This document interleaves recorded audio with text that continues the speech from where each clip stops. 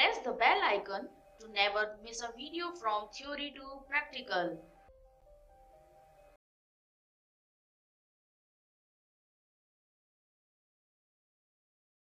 चलिए दोस्तों, अब अपन बात करेंगे पैरेललोग्राम लॉ ऑफ फोर्सेस, जो कि अपन को हेल्प करेगा to find out inclined components of forces. तो थोड़ा सा पहले अपन डिस्कस कर चुके हैं कैसे पैरेललोग्राम लॉ को यूज करते हैं, बट वो है क्या एक्चुअली, पैरेललोग्राम लॉ आया कहाँ से, उसमें जो मैग्नीट्यूड अपन रिजल्टेंट वेक्टर का कैसे निकालेंगे, वो सारा अपन इस टॉपिक में देखने वाले हैं। तो चलिए, पैरेललोग्राम लॉ ऑफ फोर्सेस क्या कहता है, सबसे पहले उसकी डेफिनेशन देख लेते हैं, उसका मतलब क्या है, एक छोटा सा डेरिवेशन है, वो भी करके आपको डिटेल इसकी एनालिसिस बताऊंगा। पैरेललोग्राम लॉ ऑफ फोर्सेस तो क्या कहता है, पहले लिख लीजिए, this law states that two forces acting at a point acting on a particle or a point acting on a particle can be replaced by a resultant force। और वो कैसे करेंगे वो बताएंगे। Two forces acting on A particle may be replaced, language एक बार proper हो जाएगी ना तो फिर आपको समझने में या फिर बाद में जब नोट्स उठाओगे तो कोई दिक्कत नहीं आएगी अगर आपका कॉन्सेप्ट क्लियर है तो this law states that two forces acting on A particle may be replaced by a single force, और उस सिंगल फोर्स को मैं क्या बोलता हूं, ब्रैकेट में लिख दो, resultant force may be replaced by a single force, जिसका दूसरा नाम है रिजल्टेंट फोर्स। ऑब्टेन, जो कि मिलेगा कैसे, obtain by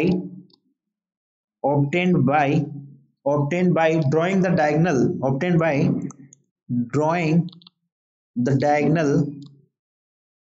the diagonal of a parallelogram,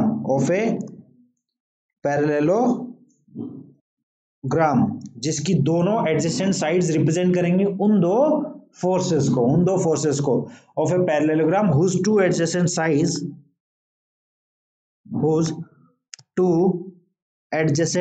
मतलब पास whose two adjacent sides are equal to given two forces are, tension लेने की जरूरत नहीं, अभी पूरी लैंग्वेज को क्लियर कर दूंगा, आराम से समझ में आएगा आपको। R equal to given two forces,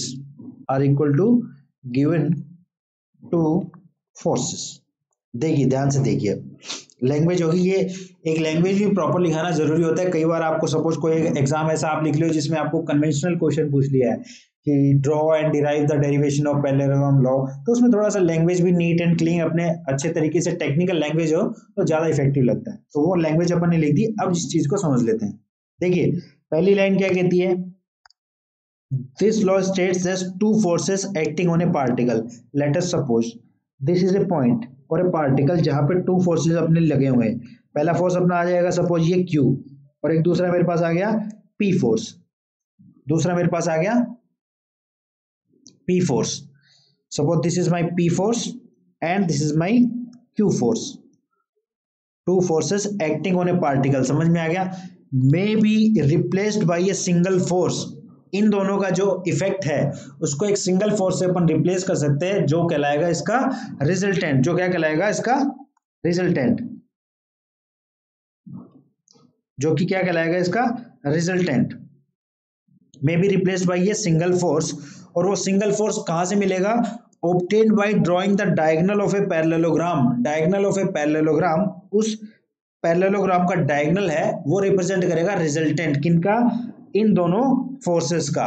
और इन दोनों फोर्सेस से मिला के सबसे पहले हमको क्या कंस्ट्रक्ट करना है, एक पैरेललोग्राम। तो ये मैंने पैरेललोग्राम यहाँ पे कंस्ट्रक्ट कर लिया। कैसे करूंगा उसका मैंने आपको पिछले लेक्चर में बताया था कि इस साइड के पैरेलल एक लाइन खींचिए और फिर इस वेक्टर या फोर्स के अलोंग एक लाइन पैरेलल खींचिए, ये दोनों जहां इंटरसेक्ट करेंगे वो अपना उस पैरेललोग्राम का एंड पॉइंट होगा। तो इसका जो डायगोनल होगा,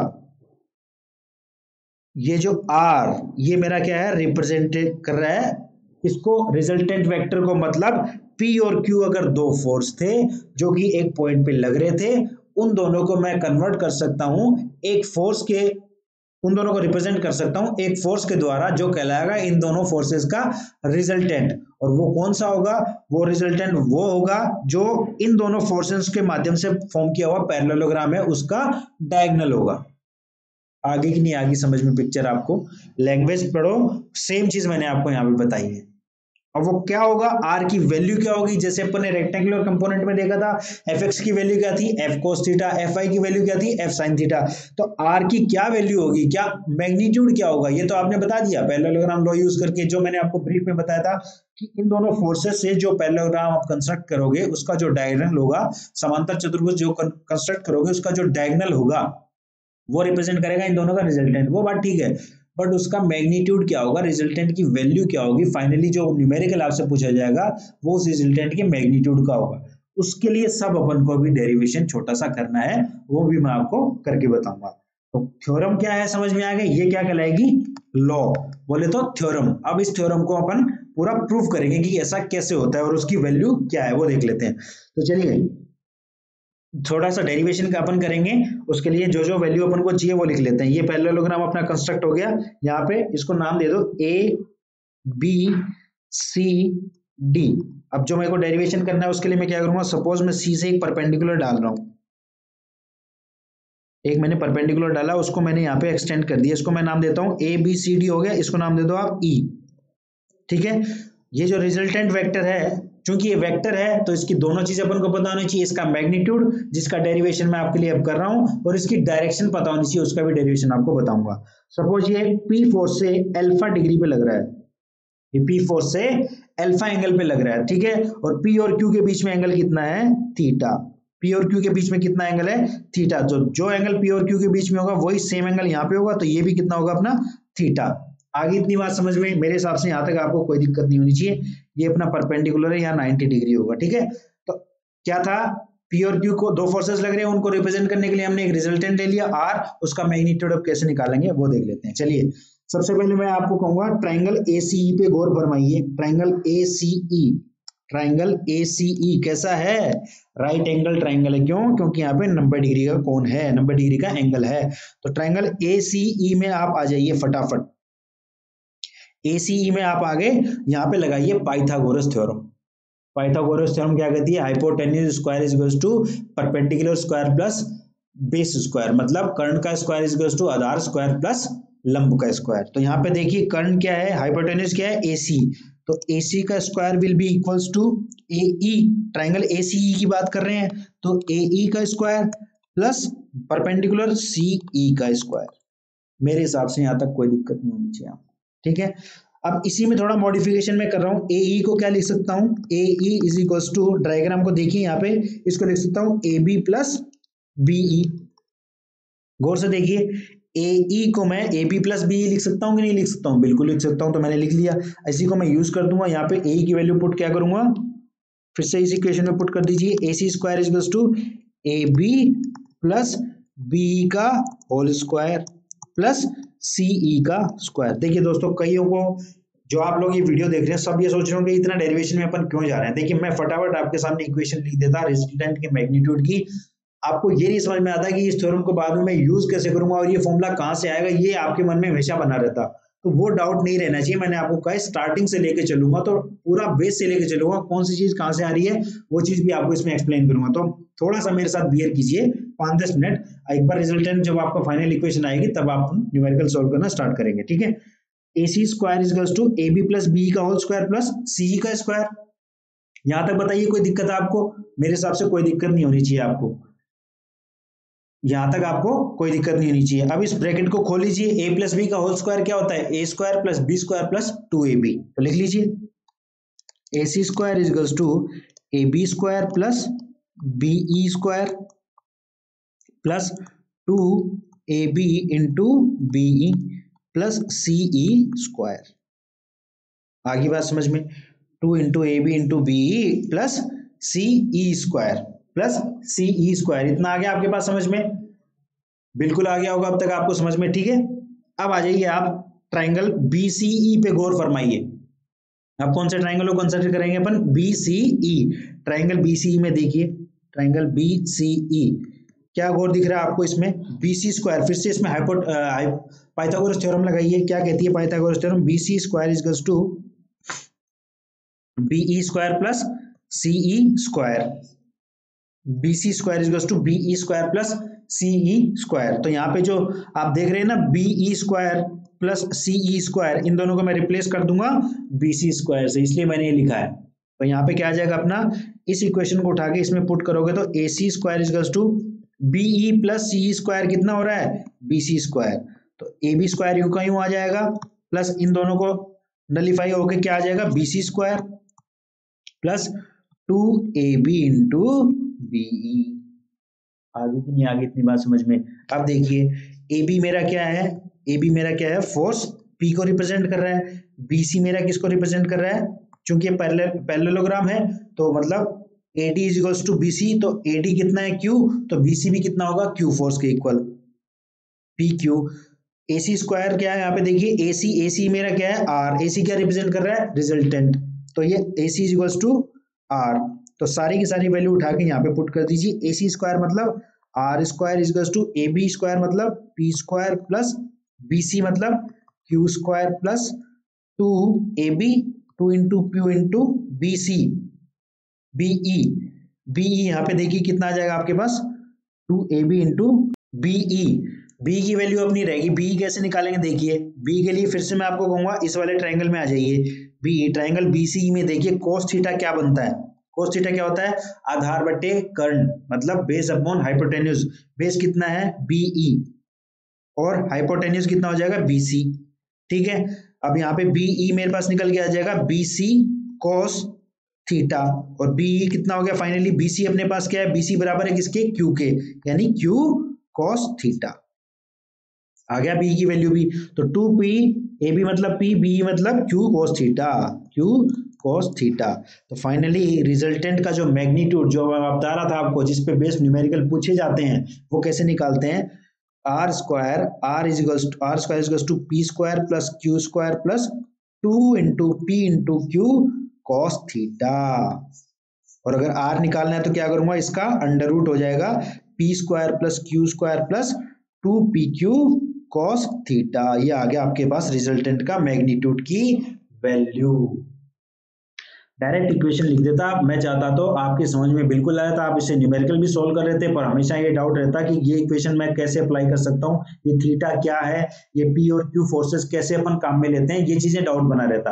अब वो सारा डाउट आपका दूर हो गया है। Parallelogram law of forces use करके अपन ने फाइंड आउट कर लिया कि अगर एक पॉइंट पे दो फोर्स लग रहे हैं, इस पॉइंट पे दो फोर्स लग रहे हैं P और Q, यहाँ पे P और Q लग रहे हैं, और दोनों के बीच में एंगल कितना है? थीटा। 90 नहीं है, ये रेक्टेंगुलर फोर्सेस नहीं है, इनके बीच में एंगल है थीटा, इसलिए ये काम आएगा। मैंने आपको कहा था इंक्लाइंड कंपोनेंट्स निकालने तो पैरेललोग्राम लॉ अपना यूज होगा। तो वो यूज कैसे होगा अब आपको समझ में आ जाएगा। P और Q दो फोर्स पे, एंगल थीटा है, इनके बीच में 90 नहीं है। इन दोनों का मेरे से अगर किसी ने रिजल्टेंट फॉर्मूला पूछ लिया, इन दोनों का रिजल्टेंट बताओ और उस रिजल्टेंट की डायरेक्शन बताओ। रिजल्टेंट बताने तक का काम हम कर चुके हैं, रिजल्टेंट की डायरेक्शन का काम भी अभी आपके सामने कर दूंगा। तो रिजल्टेंट के लिए आप क्या करोगे? सिंपल फॉर्मूला यूज करोगे, अंडर रूट ऑफ P का स्क्वायर प्लस Q का square plus 2 into P into Q into cos theta. Theta क्या है? P और Q के बीच का एंगल। फटाफट आपने उन दो फोर्सेस को रिप्लेस कर दिया उनके रिजल्टेंट फोर्स से, जिसका मैग्नीट्यूड आप इस इक्वेशन को यूज करके निकाल सकते हैं। अब काफी लोगों के दिमाग में चल रहा होगा रिजल्टेंट तो आ गया, अब चूंकि रिजल्टेंट ये वेक्टर है तो इसकी डायरेक्शन भी हमको मालूम होनी चाहिए। बिल्कुल, वो भी मालूम करेंगे। तो वो मालूम करने के लिए हमने पहले क्या दिखा रखा है? अल्फा। डायरेक्शन फाइंड आउट करना मतलब अपन को अल्फा निकालना है। हमको बताया रिजल्टेंट की डायरेक्शन P फोर्स के साथ अल्फा डिग्री है, तो मैं अल्फा निकाल देता हूं, तो रिजल्टेंट की डायरेक्शन पता चल गई ना। डायरेक्शन मतलब कितने एंगल पे वो एक्ट कर रहा है, और रेफरेंस एक्सिस मैंने लिया है P फोर्स के लिए। P फोर्स से अल्फा डिग्री पे मेरा रिजल्टेंट एक्ट कर रहा है। निकालना क्या है? अल्फा निकालना। तो चलिए अल्फा की तरफ चलेंगे अपन। अल्फा कैसे निकालेंगे वो देखते हैं। ये मैं इसी पेज पे रखूंगा ताकि आपको चीजें समझ में आए, इसलिए मैंने पेज चेंज नहीं किया। ठीक है, तो देखिए अब हम क्या करने वाले हैं? डायरेक्शन ऑफ रिजल्टेंट, मैग्नीट्यूड निकाल दिया है, direction of resultant. Direction of resultant कहते हैं मतलब अपन को क्या फाइंड आउट करना है? Angle alpha. अल्फा अपन को फाइंड आउट करना है। देखिए अल्फा फाइंड आउट करना है तो मैं चाहूंगा आप ट्राइंगल ACE पे गौर फरमाइए, ट्राइंगल ACE। ACE में फटाफट मेरे को बताइए tan अल्फा क्या होगा। tan अल्फा मतलब लंब बटे आधार, लाल बटे कक्का याद है ना, लंब बटे आधार यानी परपेंडिकुलर अपॉन बेस। लंब क्या है ACE में, CE अपॉन आधार क्या है AE। CE यूं का यूं आ जाएगा, AE को मैं कैसे लिख सकता हूं, AB प्लस BE। AE को मैं क्या लिख सकता हूं, AB प्लस BE लिख सकता हूं ना, AE को AB प्लस B। ये प्रॉपर्टी पहले भी यूज की है मैंने, बिल्कुल की है। अब देखिए CE को मेरे को रिप्लेस करना है, तो आ जाइए आप ट्राइंगल BCE में, ट्राइंगल BCE में गौर फरमाइए जरा। ट्राइंगल BCE में, BCE में आप गौर फरमाएंगे तो आप देखिए साइन थीटा बताइए मेरे को क्या बनता है। BCE में साइन थीटा क्या होता है, लंब बटे कर्ण L बाई K। लंब मतलब परपेंडिकुलर CE और कर्ण मतलब BC, CE BC। तो CE कितना हो गया अपने पास, BC sine theta, BC sine theta आ गया आपके पास समझ में। तो CE की वैल्यू मेरे पास निकल के आ गई BC साइन थीटा। BC कितना है अपने पास Q, तो CE equals to Q sine theta आ गया अपने पास। देखिए दोस्तों, आप ये कहोगे कि बार बार मैं ये प्रॉपर्टी इस ट्रायंगल को यूज क्यों कर रहा हूं। देखिए ये जो BCE, CE और B पॉइंट है, ये जो ट्रायंगल ये अपन ने कंस्ट्रक्ट किया है पैरेललोग्राम लॉ से तो अपन को ABCD अपन को पता था, तो अपन को पता है CD की क्या वैल्यू है P है, BC की क्या वैल्यू है वो अपन को पता है। बट CE और BE अपन को पता नहीं है, तो जहां पे भी CE और BE हमको दिखता है तो हम उसको कन्वर्ट कर लेते हैं अपनी नॉन वैल्यूज में, जो वैल्यूज हमको पता है। इसलिए बार बार मैंने ट्रायंगल BCE को यूज करके CE को कन्वर्ट कर लिया नॉन वैल्यूज में। BC मेरे को पता है कितना है Q, तो Q साइन थीटा की फॉर्म में मैं ले आया CE को, मेरा काम हो गया। तो ऊपर हो गया अपना tan alpha equals to CE upon AB plus BE। अब देखिए AB भी आपको पता है P, पर क्या आपको BE पता है, नहीं पता। तो BE निकालने का तरीका भी हमको अब इसमें देखना पड़ेगा। BE देखिए फिर से ट्रायंगल BCE में cos थीटा बताइए क्या होगा, cos थीटा बताइए ट्रायंगल BCE में क्या होगा। cos थीटा क्या होता है, आधार बट्टे कर्ण यानी BE डिवाइडेड बाई BC।